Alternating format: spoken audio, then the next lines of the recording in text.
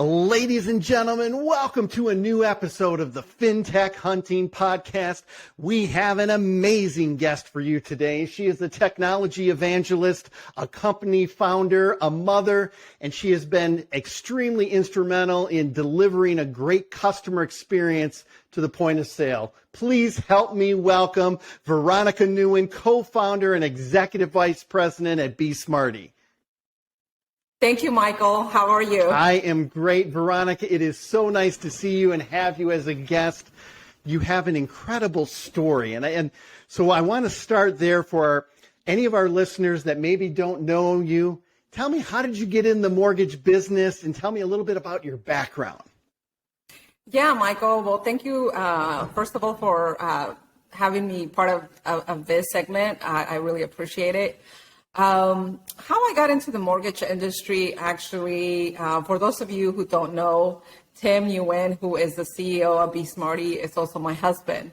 So that's how I got into the mortgage industry back in 2005, I believe, or a little bit before that. He was an appraiser, and he started in appraisal business. And I was just his girlfriend, and he was getting really busy. And I told him, hey, I think you need to hire people and have an office. And he said, okay, well, why don't you lead it for me? And I said, okay, and the rest is history. And so we've been together. Luckily it worked out for us because we actually got married. We were boyfriend and girlfriend at that time. So it worked out for us, and we've been husband and wife and partners in business since then. Fantastic. So let's talk a little bit. What's it like being a founder of a company? There's so many changes in the mortgage industry, in technology, and being a mother, right? I mean, so many times I think people lose sight of that, of still have kids to raise, upbring. There's a certain way you want to upbring them. Talk to me a little bit about that, because I think that's something that's very unique, and it's a great perspective that our listeners can learn from. Yeah, first of all, for all those mothers out there, I feel you. I know what you're going through. I go through it all the time, especially being a founder of a company. So when we started Be Smarty, I was pregnant with my first son. And so the company, when it launched, my son was only a couple of months. And so the Be Smarty is very dear to me because it's the same age as my son. So it's like I have two babies, literally. And so, as a mother, I think we have to have some type of balance. And there's, that saying where it takes a village to raise kids. It really does. And so I have a lot of a lot of family that support me.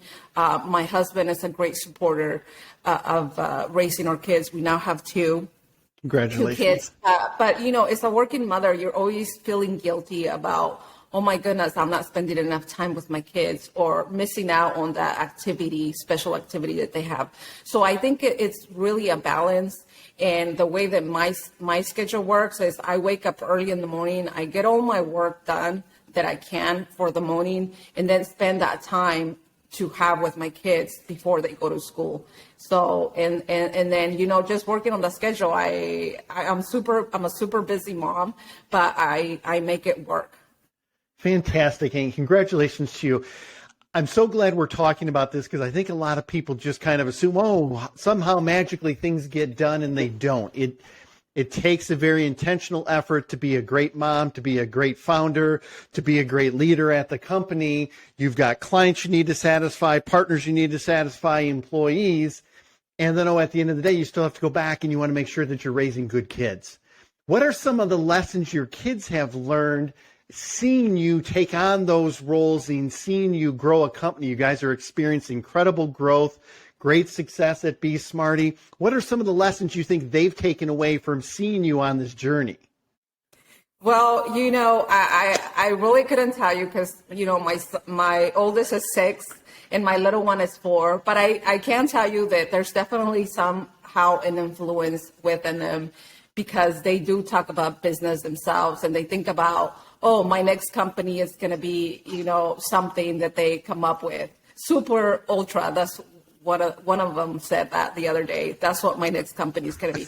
So there's definitely an entrepreneur mentality that I can see them captivating and capturing as they see Tim and I in business. And we try to include them and be very open with them about, we're a team. This is our team. And they know Be Smarty. They definitely do know Be Smarty. That is fantastic. And you're right. They do learn that entrepreneurial spirit, hearing that already as a 6-year-old saying, hey, here's what my next company will be. Here's the company's name. That influence is wearing off on them, and that is going to serve them well for the rest of their life. So great job on that. Let's talk a little bit mortgage technology. What are some of the things you're seeing in the industry now? And then we'll talk about, how does technology apply to that? But what are some of the biggest trends, some of the things you're seeing as you work with lenders across the industry? Well, I definitely think that there's been a big shift in a demand for a POS system. As when we first started, 6 years ago, when we were talking to lenders, a lot of them didn't really understand what was happening. And literally, when we would showcase a demo to them, they would be like, can you really automate all that? Can you really do that?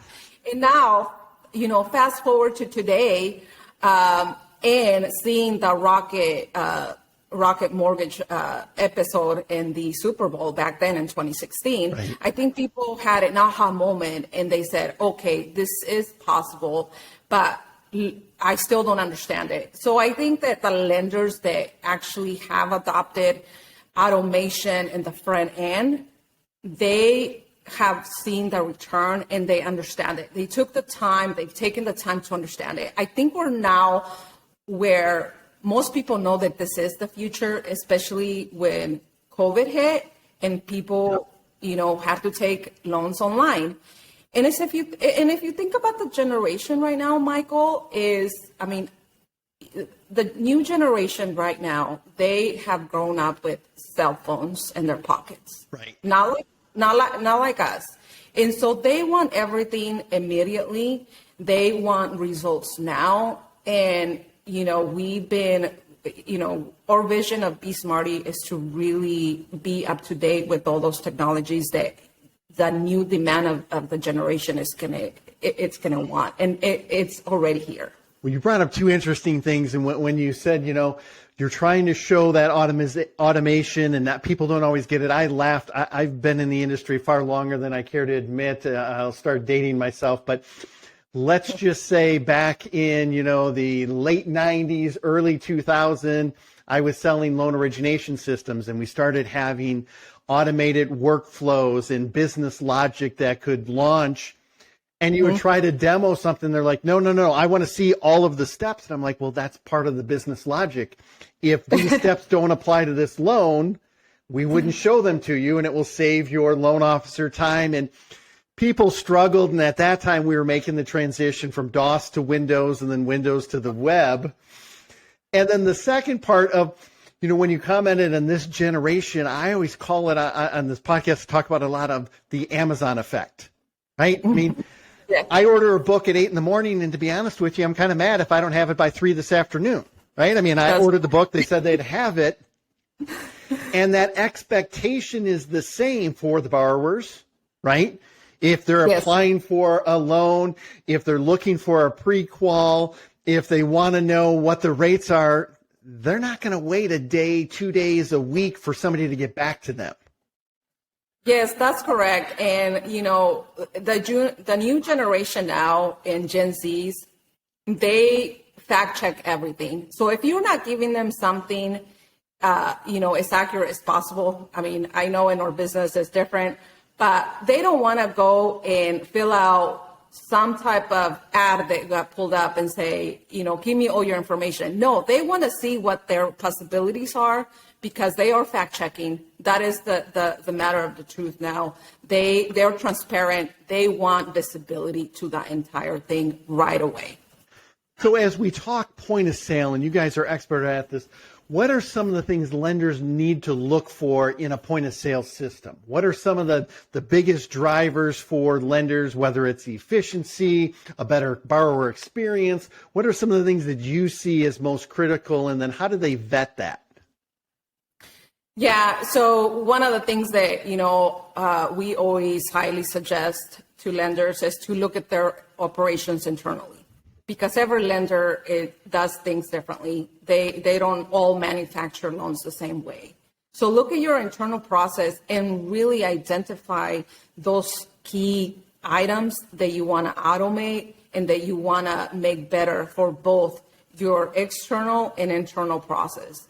And when I'm talking about your external process, I'm talking about, the customer facing. Like, what do you visualize that to be like? And start working that way. And then you go and see, and you start talking to POS systems to learn about, okay, which one is really going to give me that fits my needs, that fits my organization. So that's the way that I would approach it. I love that, and I think it's a mistake that a lot of lenders make, right? So-and-so told me that they're using this. Somebody else told me this. I saw this other tool out there, kind of the shiny object syndrome, but they don't really take the time to first map out their workflow and kind of what is their vision for that customer experience. And if you have those parameters, then it's much easier as you're talking to a point of sale system, talking to a CRM, talking to an LOS, to say, this is what we need for the way we do business. That is such a great tip, because I think too many people just start jumping at the technology and not really understanding, is it going to fit in? Now let's talk about it fitting in. Fitting into a tech stack is critical. Talk to me of the importance of seamlessly fitting in with the tech stack, APIs, and the importance of systems talking to one another if lenders are really going to accomplish what they want to for the customer. Yeah, of course, the customer always sees, just what they see, right? They don't see anything in the back. And so, for systems to really work together seamlessly, it's super important to have all that for the loan officer as well.